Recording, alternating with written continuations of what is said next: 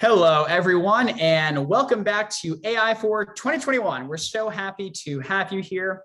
I'm really personally very excited about this coming presentation. We will be having Rohit Goyal, who is going to be giving a talk called New Era in Aviation, Urban Air Mobility. So if you would please give him a very warm virtual round of applause and welcome him to the virtual stage. Rohit, you can go ahead and turn on your audio and camera, and I will be here if you need anything. All right, well, thanks, Daniel, and I am gonna share my screen. All right, here we go. Cool. We see it. Yep, looks good. Great, thanks for confirming. Hey, everyone. So as Daniel mentioned, I'm gonna be talking about something very new happening in the aviation industry, and there is some relevance to this topic in this particular conference. So with that, I'll just begin. A little bit about my background. So I'm an aerospace engineer, really just focused on new entrants in aviation industry. So like drones, supersonics, commercial space, and now what's called urban air mobility. So I'm going to talk about that in a second. I currently worked in a company called Aviation out of the Bay Area, and previously worked at Elevate, which was Uber's aviation division, and then spent some time in consulting, and also at government. So let's begin. So what we are noticing, or what you must have been noticing, that there is some sort of a disruption happening in mobility. The whole transportation industry is experiencing a major change in its normal goals. So you must have heard about autonomous cars. You may have heard about like drones, or even bots delivering your packages. At every corner, there's a lot of changes that are happening, that happened in the last decade, and it's going to only accelerate in this decade.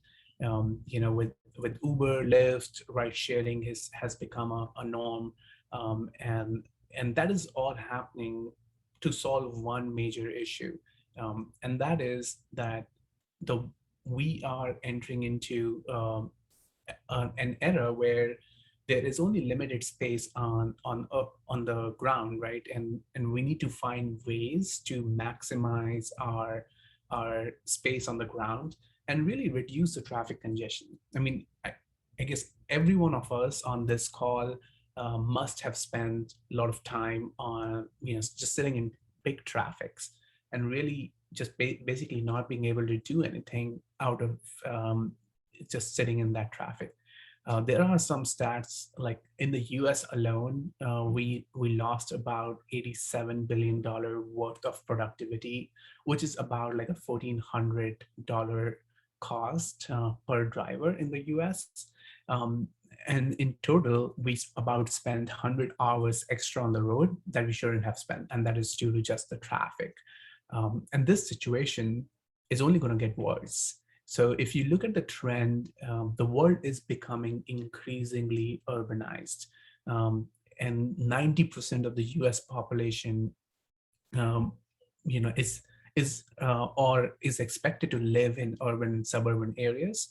So people are moving to the cities more often. And this is not just a trend of the US. This is a trend globally that you are seeing everywhere, that people are flocking to major cities, major metropolitans, but there's only limited space in those cities, in those urban areas.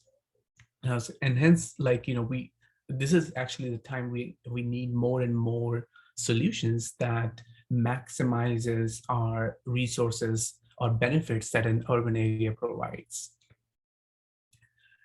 So what is the solution? Can we build more roads? Can we go build more bridges?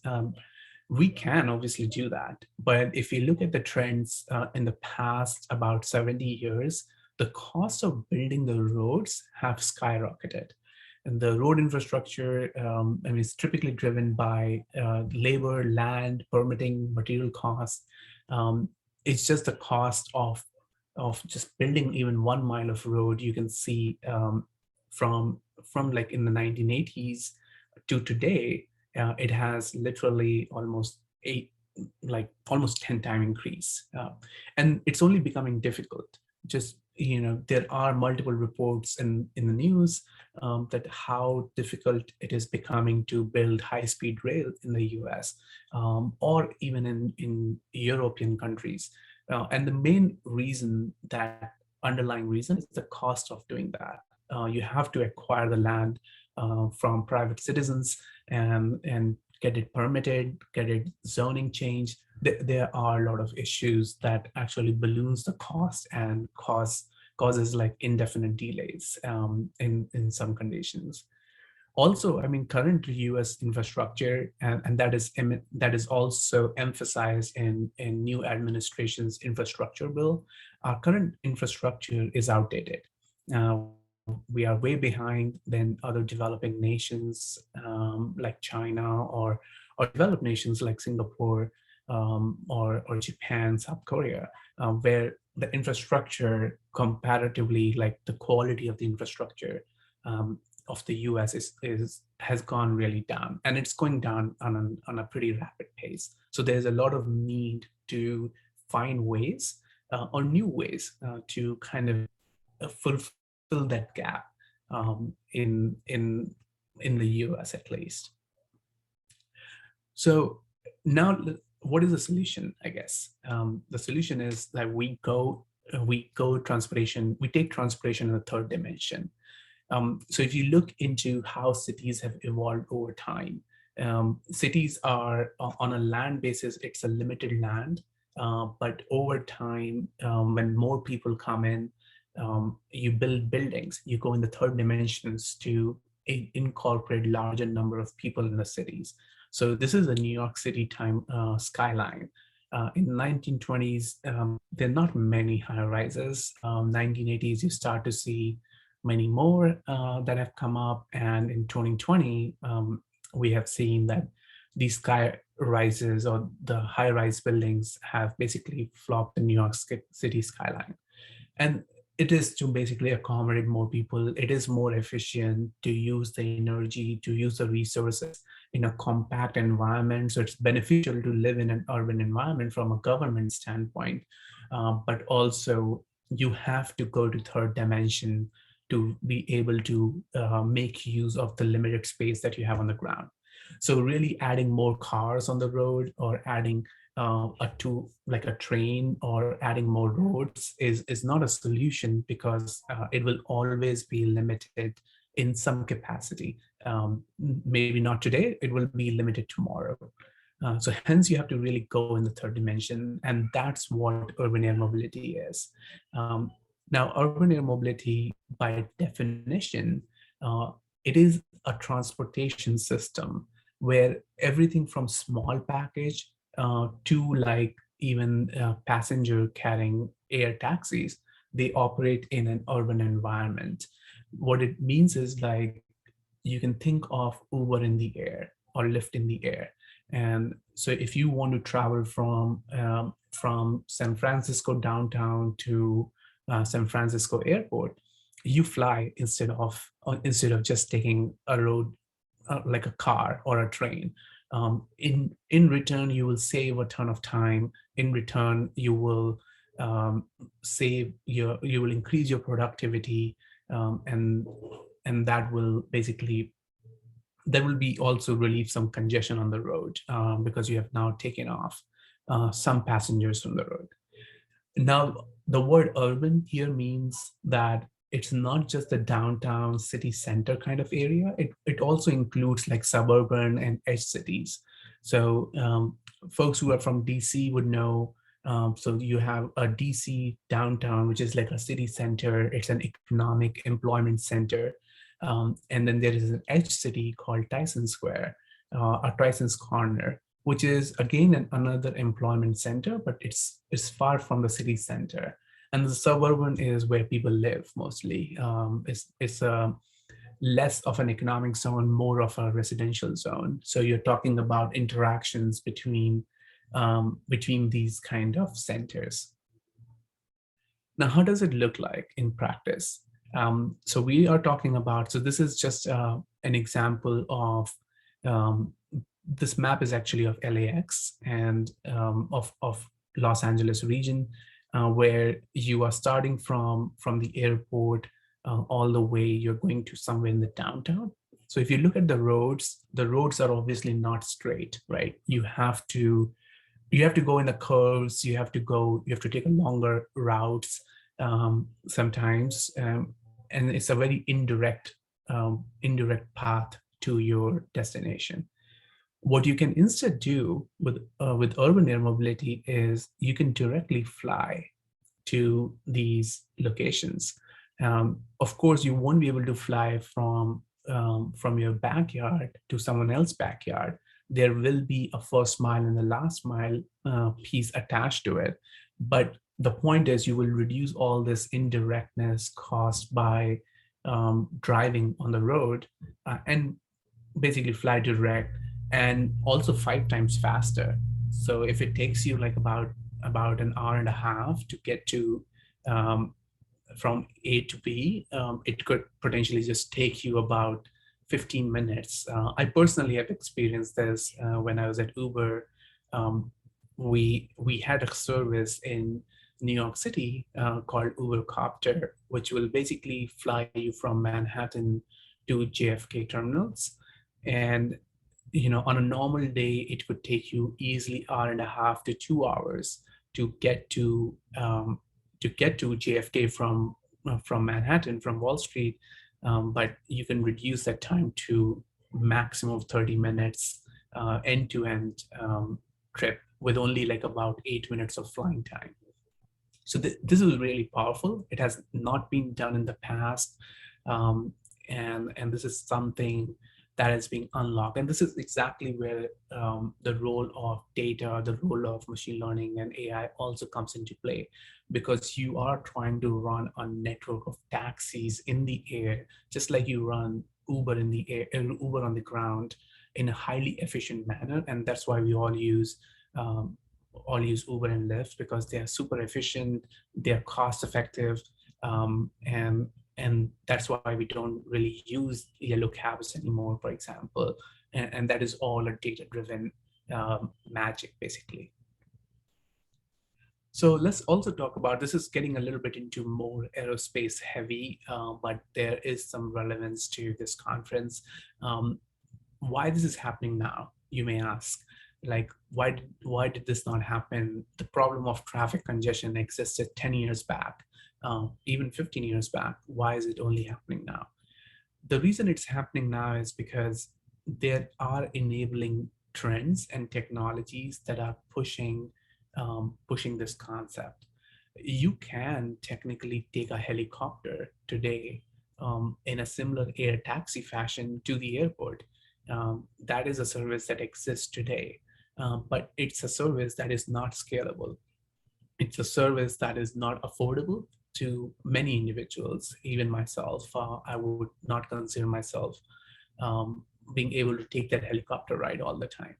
So the goal is that you are pushing towards a technology that is both on the hardware side and on the software side and the data side, that is basically enabling this to happen. And so there is a lot of there's a lot of push on autonomy, telecommunications, and also electric aircraft. So this whole concept of urban air mobility is expected to be served by electric aircraft. Now, there are many benefits of it. Obviously, it's emissions free, it's much less noisier, and you will learn later on this deck is it's also very cost effective. So that's the aircraft technology. Now the transformation on the digital side. So Uber and Lyft has transformed the rideshare on the ground or the taxi on the ground. They have nailed the recipe of running a highly efficient taxi network on the ground. So the same thing needs to happen in the air.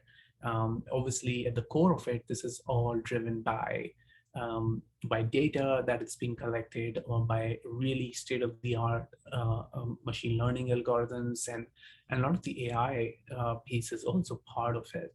It's to really enable that you run your network so efficiently and in a seamless way that you distribute its benefits to the customer in terms of cost and convenience. So why is this shift happening towards electric aviation?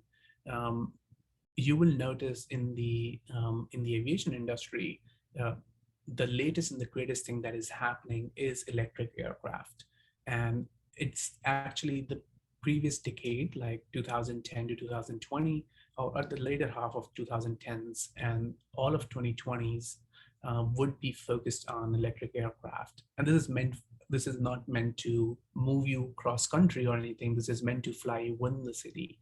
And this is happening because the fuel prices have been highly unreliable, or like they highly fluctuate, which impacts your economics, which impacts the reliability of the service. But otherwise, there is the battery technology, and I'll get to that in a second, has improved significantly. Thanks to all the electric car makers in the US, around the world, the battery technology is pushing its limits more than ever. And that actually enables you fly short distances on an electric aircraft. There is an emphasis on the environmental impact. Aviation industry is a contributor in on the overall climate change that is happening. So there is a desire to reduce our overall footprint. And finally, just better operating economics. Electric aviation, I won't get into too much details on this, but they are going to be much cheaper to fly than a helicopter. And hence, that benefit of flying cheaper is passed to the consumer so that everyone can use it. So if you break it down, all these factors, if you can look at all the the fuel cost, for example, and the crude oil, they highly fluctuate, and it's driven by global geopolitics, right? So today, as of now, I think our fuel prices are significantly higher than what they were a few months back. And that fluctuation will always happen. And also, fuel is also not a non-renewable source. So someday you will have to turn to sustainable fuels anyway, or sustainable energy. So that is a key market driver why we are pushing for electric aircraft. As I was saying, battery technology, sorry, this is a busy slide, but what this shows is that the capacity of batteries have increased significantly. So increased energy density is a good thing, meaning you can pack more energy in a small space of battery. Now we can see, like, over time, it has significantly improved, like 4 times improvement in the energy density over the past 3 decades. And comparatively, the prices have gone down significantly. So basically, not only you can pack more energy in a limited space, but also at a much cheaper price. So you may have heard that electric cars are inevitable. Hence, that is also making electric aviation inevitable. This trend is expected to continue. And there are many studies done on this, all pointing into the same direction, that the energy density is supposed to continue to increase, while the price of batteries is supposed to continuously decrease, getting to from tens of thousands of dollars per kilowatt hour to anywhere around like 20 to 50 kilowatt hour. It's remarkable what kind of change is happening. On the manufacturing side, there are a lot of changes that are happening on the manufacturing side. Carbon fiber, for example, composites, it offers same strength as steels, but almost as 1/10 of the weight. So in aviation, weight is really important. I mean, you may have gone through an airport experience where they're being really strict about the weight, and that is typically driven by because an aircraft can only carry limited weight, and reducing the weight of the aircraft is a most desirable outcome from a manufacturing perspective. And the cost of these kind of composite materials is also reducing significantly. So you can see that the cost has been going down, and the use of composites like carbon fiber has increased over the past decade significantly. And it's mostly being used, majorly being used by the aerospace sector, and it provides mega benefits to the aircraft. And all of this is important is because the goal is that we run a highly efficient network. And for that, your aircraft need to be resilient. The cost of the aircraft needs to be low so that the passengers who are paying for it, they don't pay a ton of money out of their pocket.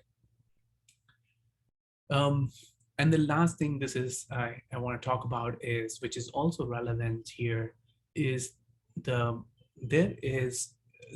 was a trend initially to have computing power in the cloud or on the edge or on the or at the data centers or at some supercomputer running all the computations for really high advanced simulations that we need to run.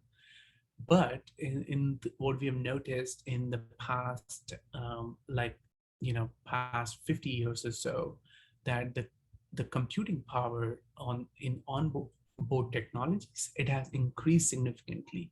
So you do want to run pretty high-end machine learning algorithms, AI algorithms inside of the aircraft. You're talking about like flying the aircraft by itself, like detecting obstacles in the air and avoiding them. This is all like computer vision and AI driven. But in the aviation world, you cannot really afford to send this information to a data center and expect it back in time and make a decision in split seconds. So a lot of the decision making is happening on board. And this is also the trend you would see in the automobile industry, where a lot of the computation is happening on in the car itself. And that's a trend that we expect to see over time, that a lot of these complicated algorithms that we will need to run to really advance our way into autonomy, they will all happen locally in the machine itself. 3 minutes left. Awesome. So last but not the least is the environmental impact. As I said earlier on, that the aviation industry is also a contributor of CO2, which is in turn harming our climate in a negative way. And this trend is expected to increase over time. So we would want to reduce this trend as much as possible. And hence also that is driving the lower environmental impact is also a desirable outcome from this. And if we talk about the economics, there are many studies done, and one study was done by me personally, where we compared like different cost of this transport to other types of modes that we use today. So in comparison to a helicopter, like a 5-seat, in comparison to a helicopter, a 5-seat aircraft is significantly cheaper.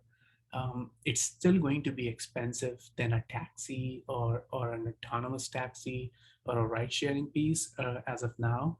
But over time, when you introduce, like when there is an introduction of autonomy to this and everything is run by an AI machine, then the cost of this of operating and cost the passengers would pay is expected to be close to vehicle ownership or close to like a ride sharing, like an UberX pricing.